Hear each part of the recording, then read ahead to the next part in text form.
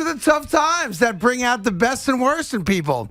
When teams are struggling, teams are fighting for postseason berths, teams have their seasons on the line, teams are underperforming, and teams are frankly pissing people off.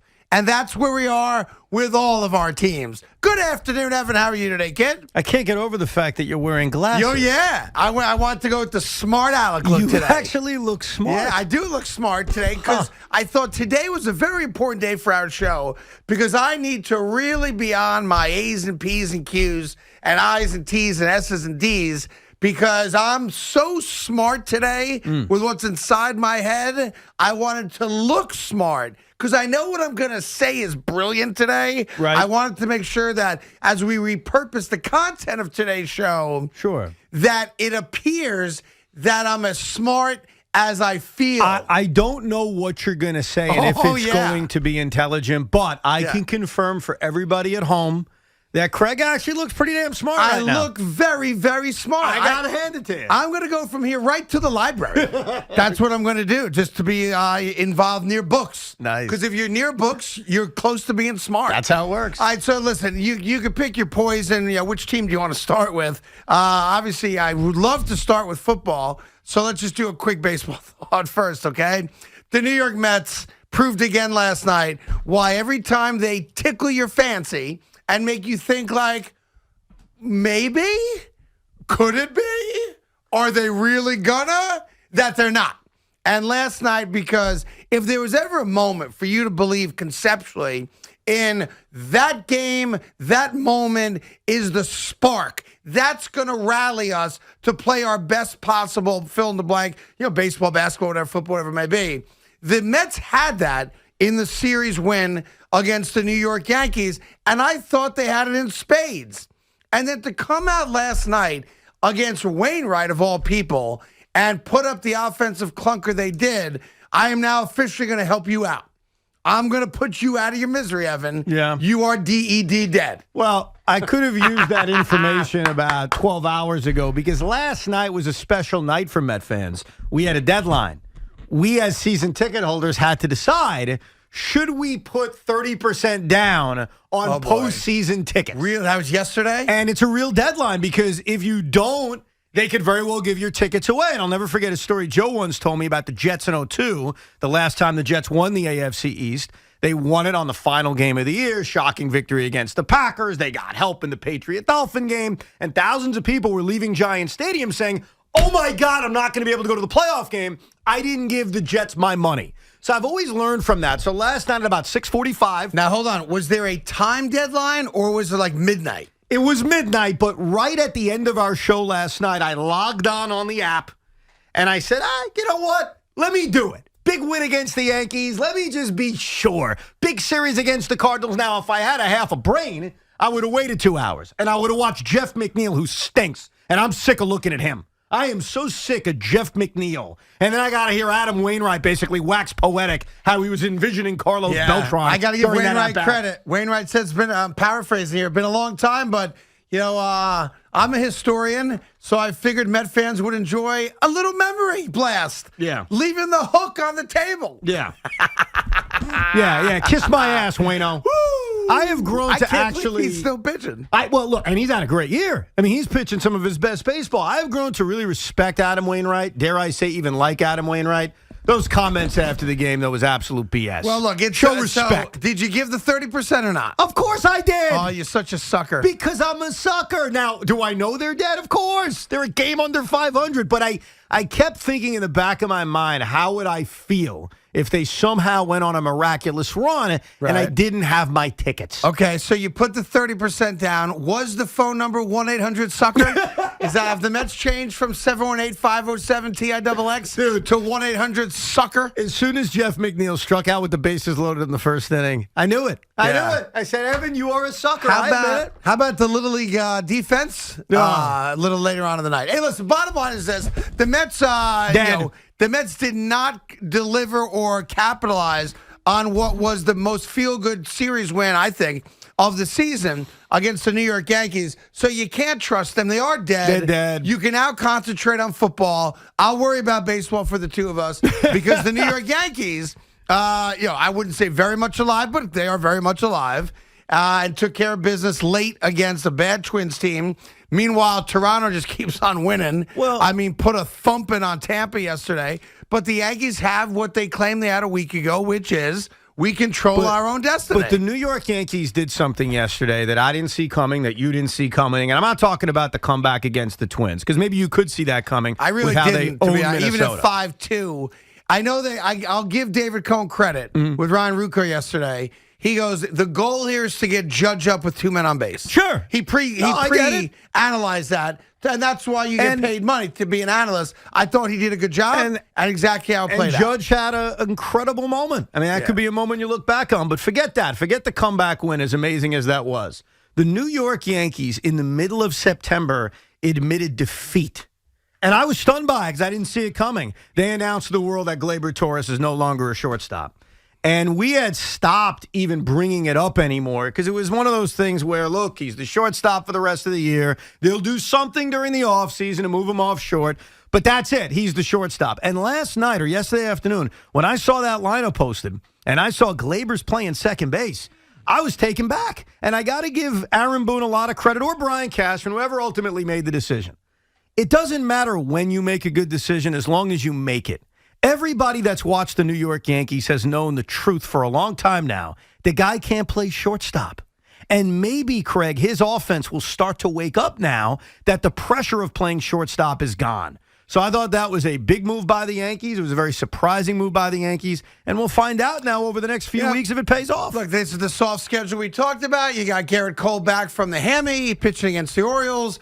And there's no more excuses. We said 15-7 over the last 22. They're 2-2. They got to go 13-5 we think, to lock up a guaranteed postseason berth for one of the 2 wild card spots. Meanwhile, it is put up or shut up week now for the New York Giants. And I think for more than any other guy involved with the New York Giant franchise, for Joe Judge. Because Joe Judge had the sweetheart run last year where everyone acknowledged, hey, we're competent. We have a guy we think we can believe in. Okay, 6-10 sucked, but we've turned the corner. We're going to be respectable. He's going to change the landscape of how we play defense. Blah, blah, blah. And then he embarrassed himself in week 1, asking for a challenge on a scoring play. That's the type of move that ultimately gets coaches fired. He's not getting fired, nor should he. But you are now going up against, at best, a minor league quarterback in a divisional rivalry game. And I don't care who's favored. I don't care about any of that crap. This is now, are we men who play football and can win, or are we the same old crap Giant fans have seen for the last, I want to say 5 years, more or less? Regardless of who the coach was, regardless of who was playing in the Giant uniform, Thursday night's game has got to be a statement of sorts for the Joe Judge Giants. Now, if you win the game, it doesn't matter how you win. I do subscribe to that. Oh, winners are win. You put it in your back pocket. You move forward. The New York Giants have to come out and show the very loyal fan base that they have something. And I don't even know what it is, Evan. It's an intangible, it's something. Because if you come out with some kind of 10-7 type game, and the game's in doubt in the balance, and there's no hum to your offense, and defensively you're letting up big plays and blah, blah, blah, Giant fans are ready to turn. We've all seen it. Giant fans will have no patience whatsoever for this team being mediocre, nor should they. You know, you said something and it made me cringe because it always makes me cringe this time of year. Yeah. You started a sentence by saying same old. And you know why that makes me cringe? Because I sang a song here. I made it very popular. It's just the same old Mets. And then I sang a song years ago when Rex Ryan was around, and I loved Rex. It's just the same old Jets. Well, that's the one that stings. Yeah. But with the Giants over the last half a decade, it's the same old Giants. That's right. So, look. We all know that the offense is the thing that needs to improve. Their defense stunk in week 1, but the story of same old has been this offense. They couldn't run the football. Daniel Jones committed a brutal big turnover as they're about to come back. They need to score points. But more than anything, they have to win a freaking football game. Like, it's as simple as that. Yeah. They have to win a freaking football game because for years now, the New York Giants, same old, have gotten off to these dreadful starts where you've got to talk yourselves into thinking why they can make some miraculous comeback like a year ago when they started the year the way they did. Do you know, Evan, that the New York Giants have the longest active streak of any team in the NFL, which includes the Jacksonville Jaguars, of not having a winning record at any point in the season, dating all the way back through 2017. Yes. You want to know why I know that? What? And the reason, and you Giant fans get pissed at me when I mock you. You haven't had a winning record at any point in a season for more than 4 years now. You suck. And you know why? Because the Giants lose week 1 every single year. Yeah. Because they're always behind the 8 ball. That can't happen on Thursday. Like that needs to change on Thursday. Because we cannot go through the same crap we see every year. 0-2, 0-3, 0-4, and all right, now we'll get hot and go on a run. So, look, their defense needs to be better. Blake Martinez, I felt, missed more big tackles on Sunday than maybe he has as a Giant so far in his career because he was great last year. But their offense needs to find some kind of rhythm. Their line needs to block better for Saquon Barkley. Daniel Jones can't commit the brutal turnover, which always seems to occur at the wrong time, at the 22-yard line after you go for an 8-yard run. And instead of sliding to the ground, you make a dumb mistake. That's got to stop. The Giants did something, however, I want to give them credit for. For what? They did something on Sunday that very few people caught, Evan. But because I am wearing the glasses today, and I'm going to be brilliant throughout the entire afternoon today, I did my research. I sat at home. Took out my Commodore 64 old school laptop, and I researched stuff. The Giants did something I've never seen before. Something you've never seen before. Well, let me be fair. I kind of saw it once, but it wasn't nearly as professionally done as the Giants did on Sunday. And there's a still photo of it, which I'm sure we can find online, which will back up my premise here. I want to give the Giants credit because the Giants did something that I've never seen happen before. I saw it come close this preseason, actually. There was a similar play that didn't come close to the way the Giants executed it on Sunday, but was similar, at least in concept, okay? Okay. All right. Do you remember when Tim Tebow missed that block in the preseason? Yeah. And kind of ran into his own man? I do, yes. And everybody mocked him for it. Well, Tim deserved. Tebow can't play football because he's afraid to block. And where is he now? Blocked the wrong guy. And where is he now? He's making money somewhere. No, he's making money, but it ain't playing football. It ain't playing football. Well, if you guys can find me the still shot, I've seen it. But I want to tweet it out there and put it up on our website and have all our digital team go crazy over it, okay?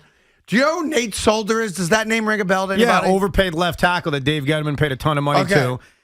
He basically had to restructure his deal to come back, or else the Giants were going to cut his ass. Yeah. And for some reason, he is now the starting right tackle for the New York Football Giants. Okay. And that, in a nutshell, is Nate Solder. Okay. Continue, sir. So, do you remember the play when arguably the best defense, not arguably, who's the best defensive player on the Denver Broncos? Well, Von Miller went healthy. Stop right there. Remember the play where Von Miller came in from the left side, untouched, and just abused Danny Jones? Yes. And then he crawled on his knees away from the pile, celebrating his second sack of the game, right? Yes. All right. If you go back and watch that play, something fantastic happened. I've never seen it before. Nate Solder actually convinced the Giant coaches that he'd be better off, Evan, as maybe a defensive lineman than an offensive lineman. Because if you go back and look at Nate Solder, and I don't know how this happens, but it happened. Nate Solder engages with Devontae Booker. Who's Devontae Booker, Evan? Devontae Booker is their running back they couldn't wait to sign. Yeah, and he's now facing the wrong way, blocking Devontae Booker. Yes. As if he's blitzing Danny Jones. Yes. And I'm saying, wait a minute. Your guy came around the corner and sacked the quarterback. Somehow you got turned around. Yeah. You're now facing the offensive side of the ball and actively blocking your own guy. Yeah. I've never seen this. Is Joe Judge is a genius. Joe Judge has found a way to have his offensive lineman multitask. It's up. Joe Judge is going right to Canton. He's going right to the Hall of Fame. This is the guy that all you Giant fans bought into. Oh, Joe Judge. Oh, he's sliding on the ground doing fumble drills. He's making him run laps. We love Joe Judge. He comes from the Patriot dynasty. Joe Judge taught Nate Solder how to block his own man and forget about the blitzing linebacker. That's Joe Judge in a nutshell, who, by the way, has no personality, thinks he's smarter than everybody in the room, and he's done what? He's 6-11 as the head coach of the New York Giants. And you guys all blindly put your faith in this guy when he's done zero to make the Giants a division contender, unless the Philadelphia Eagles, are responsible for you making the playoffs sometime in the future like they were a year ago. But you people bought into this guy. He doesn't know when to challenge plays. He hasn't built up the line at all. But that's your guy. Hold on a second. Building up the offensive line is on the general manager of the team. Joe Judge is intimately involved in all draft picks and free agent signings. Well, Nate Solder was signed by Dave Gettleman before Joe Judge got here. Now, what I don't understand, and this is to your point, is why the hell was Nate Solder the starting right tackle? Like, what happened? What did Matt Pert do in training camp that was so bad where the Giants said, let's take our failed left tackle, who we paid a fortune for, who sat out last year, understandable, and let's start him at right tackle? Like, what's the thinking behind that? But let me ask you a question. Go right ahead. You're mocking Giant fans for believing in Joe Judge. Because there's no reason to. No, well, that's not true. From last year, there were plenty of reasons to believe in it. Oh, is that right? Sure. But my question to you is, please feel free, sir. Are you trying to say you don't believe in him? Are you trying to say right now on September 14th, after being the head coach for 17 games, 16 last year, they went 6-10, you're right, losing a disastrous week one game, are you ready here to declare Joe Judge is never going to win here? Joe Judge stinks as a head coach. Go ahead. Joe Judge is a failure. Joe Judge doesn't know what he's doing. Okay. So I just want to know, are you willing to go that far? I will take one word out of that sentence. I'll agree with all the rest of it. Okay. All right? Because you asked me a question. I'm allowed to answer it. Of course. I take the word never out. All right? Never is a dirty word in my book. Right. So I would not say he's never going to do it. Got you. I would agree with all the other stuff you just said. Because that's, it's tangible. Look, one of the things we love about the NFL and pro sports in general is that it's all tangible. Yeah, but you see it with your own eyes. But the thing I disagree with you about is that I understand. But you agreed with something I said briefly yesterday when we were on the air for 5 minutes. All right. You actually went out of your way to say, Evan, that is so true, and that was this year's Jets are last year's Giants. Right? I believe that to be factual. All right, so if you actually believe that with what I said, then how are you looking at a year in last year in which all 6 and 10s aren't created equal? It was a step in the right direction for this franchise. How are you looking at that and now citing it as the record that shows he's a failure? Because then you would have to do that with Coach Saleh next year if the Jets win 4 or 5 about games. next year. You know what I'm saying? I this hear year, you're right. I hear you. Here's where I agree with you. This season is on Joe Judge. This season is on Dave Gettleman. This season is on Daniel Jones. They have to win. Yeah. There are no more excuses. The excuses are gone. I agreed with the excuses last year. None this year. So for week one, when we dissect what the hell happened against the Denver Broncos, it's fair game to bring up throwing a challenge flag because you were upset, even though you shouldn't throw a challenge flag because it called you timeout. Joe Judge deserved to be ripped. Yep. You want to rip the run blocking of this offensive line? Of course. Nate Solder's embarrassing non-block? Absolutely. Daniel Jones committing another turnover? Sure. Yeah. The defensive game plan sucking? Calling out Patrick Graham for that? Absolutely. But it is also one game. And so I'm not ready to declare Joe Judge as this guy that hoodwinked all of us the way Eric Mangini did. How about we treat Joe Judge the way we treat everyone else in New York sports? When you do it, we'll praise you for it. When you earn it, we'll say good things. No, we're there now. Because he hasn't earned a goddamn thing here. You're 100% right, but I think the Other than, he's more competent than the last guy. Well, guess what? The last guy just put together an offensive game plan that embarrassed you. Yeah, but that last guy couldn't head coach. I agree. I agree. Tremendous offensive coordinator, but here's the thing about He that. embarrassed you in your building. I agree. That's the guy we ran out of town because he was incompetent, a terrible head coach. Yes. He came into your building and he embarrassed you. But and if you're a diehard Giant fan, you shouldn't put up with it. I got your back, Giant fans. Don't worry. November 7th, we're going to spank a pig before you lose to the Las Vegas Raiders. What's their record going to be by then? I don't know, but that's usually, I've never lost a game with a pig spanking. Is that true? We have never lost a single game. And the game we picked of all games after watching the Raiders last night, oh boy. We'll get into that. We'll get all your calls, 877. Here's where you're right. 337-6666. Here's where you're right. Because there's a lot of stuff you said I don't fully agree with, but here's where you're right. The honeymoon's over. Yes. They better win Thursday. I'm rooting for them to win, too. I want them to win.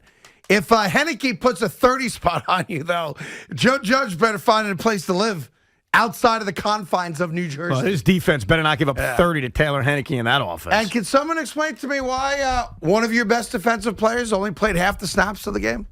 Is Jabril Peppers done? Are we done with him? He's no longer good enough to play in the Patrick Graham, Joe Judge defense? Played less than half the snaps on Sunday. Yeah. I love Peppers. Dude's a baller. Played in less than half the snaps. We got a lot to do. Football, obviously, the Met debacle last night. And the Yankees, still clinging on, hanging on. And now they play the Baltimore Orioles. But the last time we said that, the Orioles damn near swept them. 877-337-6666.